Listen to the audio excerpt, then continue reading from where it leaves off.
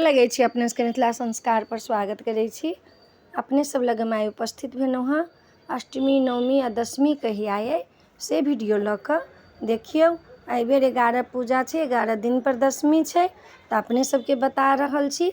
28 तारीखके षष्ठी अइ, 29 तारीखके सेप्टेम्बर, 29 तारीखके अहाँके जे छै से सप्तमी छै, 30 के जे छै से अष्टमी छै और 1 के जे छै से नवमी छै आ 2 के जे छै से विजयदशमी छै।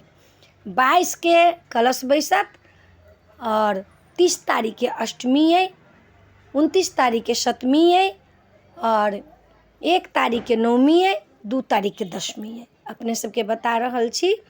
सप्तमी अइ से 29 तारीख के, अष्टमी अइ 30 तारीख के, 1 तारीख के नवमी, 2 तारीख के दशमी। एक दिन जे छै से फाजिल छै। 11 दिन पर एहि बेर दशमी छै। माता रानी जे छथिन से हाथी पर एथिन आ मनुष्य पर जेथिन।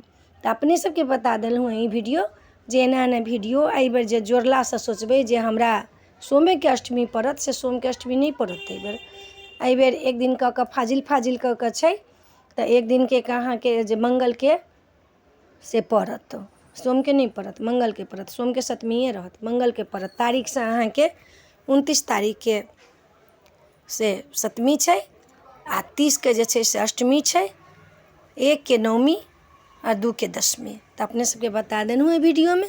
नीक लागत चैनलके सब्सक्राइब करब, लाइक करब, कहऽ के नहीं बिसरब। जय मिथिला, जय माता दी।